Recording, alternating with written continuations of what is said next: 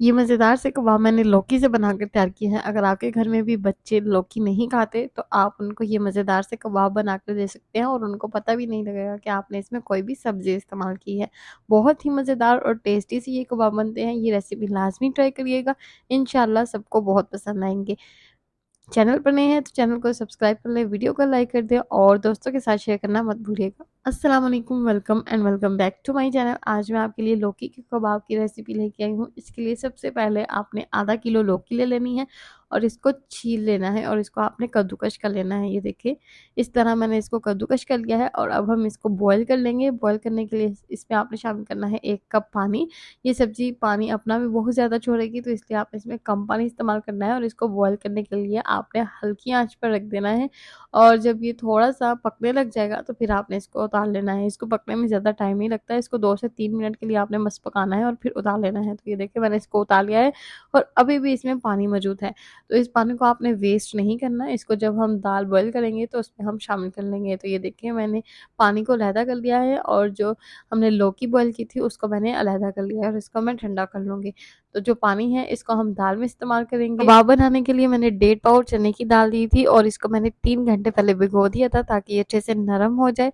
और अब हम इसको प्रेशर कुकर में पका लेंगे। प्रेशर कुकर में हम दाल को शामिल करेंगे और इसमें बेसिक मसाले डालेंगे। 1 खाने का चम्मच नमक, 1 खाने का चम्मच लाल मिर्च का पाउडर, 1 खाने का चम्मच साबुत ज़ीरा और 1 खाने का चम्मच मैंने साबुत गरम मसाला इस्तेमाल किया है। इसमें मैंने लौंग, इलायची, काली मिर्च और दालचीनी का टुकड़ा डाला है और इसमें मैं 3 कप पानी शामिल कर दूँगी। 2 कप मैंने सादा पानी इस्तेमाल किया है और 1 कप मैंने लौकी का पानी इसमें शामिल किया है।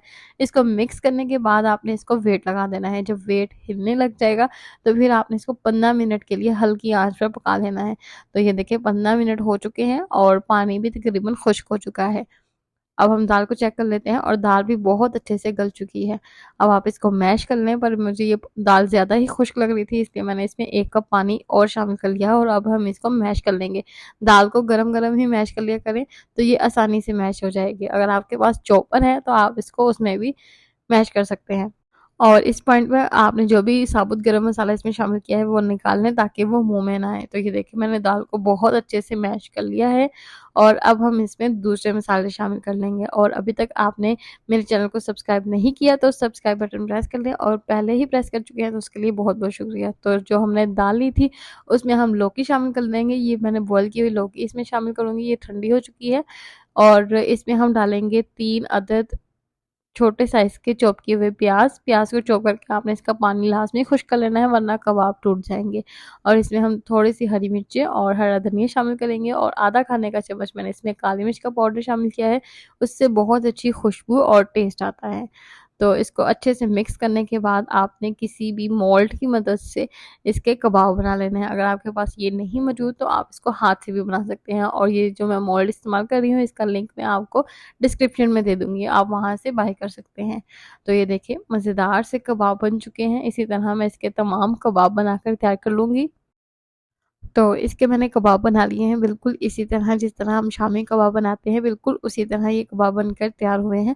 अब आप इसको फ्राई कर लें, अगर आप चाहें तो आप इसको बेसन की कोटिंग भी कर सकते हैं, पर मैं इसको अंडे की कोटिंग कर रही हूँ। अंडा लेके आपने थोड़ा-सा इसमें नमक शामिल करना है, उसको फेंट कर आपने इसके अंदर इस तरह से कबाब को डिप कर लेना है। दोनों तरफ से आपने अच्छी तरह से अंडा लगा लेना है ताकि जो कबाब हैं वो अच्छे से फ्राई हो जाएँ। तो घी को आपने पहले गरम कर लेना है, अगर आप इसको ठंडे घी में डालेंगे तो कबाब टूट जाएँगे। तो इसीलिए इस बात का लाज़मी ध्यान रखना कि जब भी आप कबाब फ्राई करें तो घी को पहले अच्छे से गरम कर लें और फिर आँच को बिल्कुल हल्की कर दें और फिर इसमें कबाब शामिल करें। तो दोनों साइडों से मैंने कबाब को अच्छे से फ्राई कर लिया है और ये देखिए, मज़ेदार से लौकी के कबाब बन चुके हैं और जब भी कोई मेहमान आए तो आप उनको भी सर्व कर सकते हैं और बगैर गोश्त के ये मज़ेदार से मैंने कबाब बना लिए हैं।